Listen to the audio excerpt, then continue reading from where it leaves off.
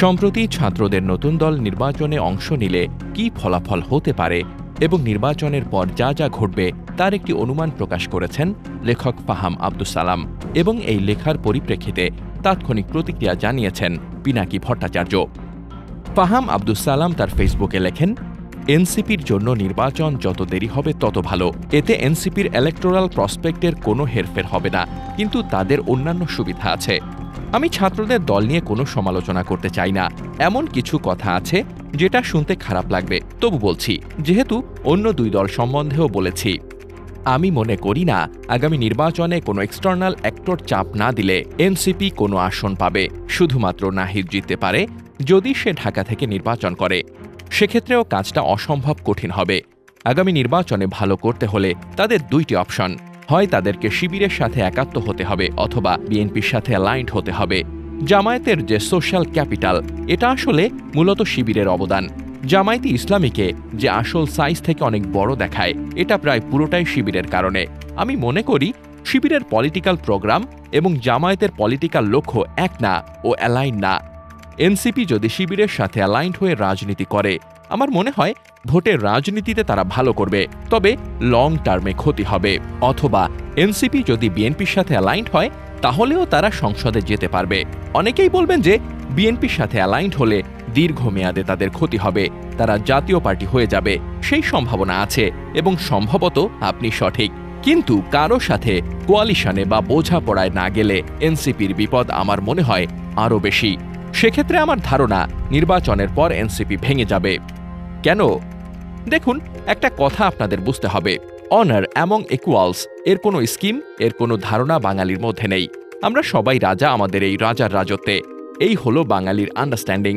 আমরা বৈষম্যপূর্ণ বেহেস থেকে বৈষম্যহীন দোজখ বেশি চাই। টপ ডাউন নেতৃত্বে আমাদের আস্থা।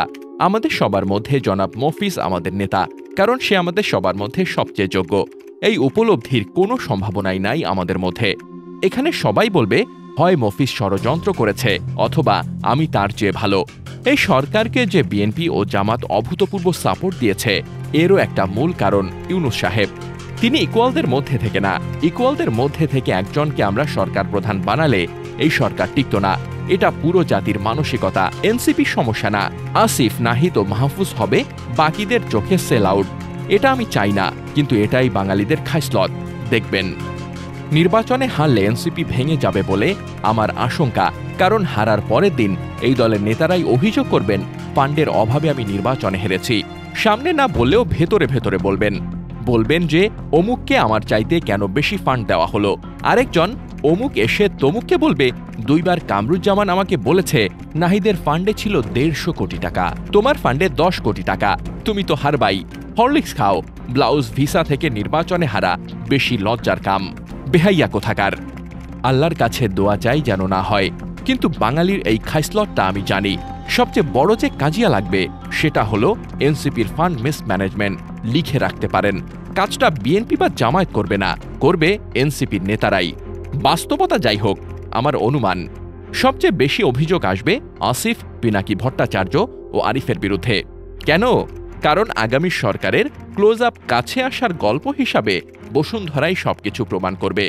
সবচেয়ে কার্যকর মিথ্যা হলো সেটাই যার মধ্যে একটু সত্য থাকে। এনসিপির নেতাদের ধারণাই নাই বাংলাদেশের বড়লোকরা কোন লেভেলের মাদারচোদ। চোখ পাল্টি দিতে কার কত সময় লাগে, তারা সম্ভবত জানেও না যে তাদের ট্রাস্টেড লোকেরা দূরে গিয়ে তাদের নিয়ে কি বলে। কোনো ব্যাখ্যা আমি করছি না, কারণ আমি যাই বলি এর ব্যাখ্যা হবে আমি ষড়যন্ত্র করছি। আমি যে শুধুই একজন দর্শক এবং এতেই আমার আনন্দ, আপনি বিশ্বাস করবেন না। একটু অপেক্ষা করেন, দেখবেন আমি ঠিক বলেছি কিনা। এদিকে এই লেখার প্রতিক্রিয়ায় পিনাকি ভট্টাচার্য লেখেন, ফাহাম লিখেছে, যদি এনসিপি নির্বাচনে হারে তাহলে ফান্ড মিসম্যানেজমেন্টে আমার নাম সহ আরও 2 জনের নাম উঠে আসবে। ফাহামের জ্ঞান নিয়ে আমার একটু উঁচু ধারণা ছিল, কিন্তু এমনভাবে কথা ডায়রিয়ার মতো ঢালবে তা কল্পনাও করিনি। এনসিপির সাথে আমার সম্পর্কটা বোঝা খুব কঠিন কিছু না। ফাহাম চাইলে এনসিপির শীর্ষ কিছু নেতাকে কয়েকদিন ফলো করলেই টের পাবে। আমি বহুবার বলেছি, কোনো দলীয় ফ্রেমে গিয়ে কারো সঙ্গে জড়ানোর খায়েশ আমার নেই। আমি রাজনৈতিক দল থেকে দূরে থাকি, এটা এনসিপি হোক বা বড় যে কোনো দল হোক। নিজে থেকে কাউকে আমি গায়ে পড়ে পরামর্শ দেই না এবং কথাও বলি না। আমি নিজে থেকে এনসিপির কোনো নেতা, এমনকি কোন উপদেষ্টাকেও ফোন দেয়নি। আগামীতে কে জিতবে, কে হারবে, কোন অলিগার্কদের পেছনে কত টাকা, এসব ছাড়া ফাহামের মাথায় আর কিছু ঘোরে বলে মনে হয় না। তার কথা শুনে মনে হচ্ছে দেশ জুড়ে শুনশান নীরবতা, আর বিএনপি আপোষে সব আসন নিয়ে নেবে। এই হলো বিশ্লেষণ, আর সবাই বসে বসে আঙুল চুষবে। ফাহামের সাথে আমার পরিচয় সম্ভবত 2010-11 দিকে, তাও এতদিন পরে আমাকে নিয়ে তার এই অ্যানালাইসিস ভাল লাগছে।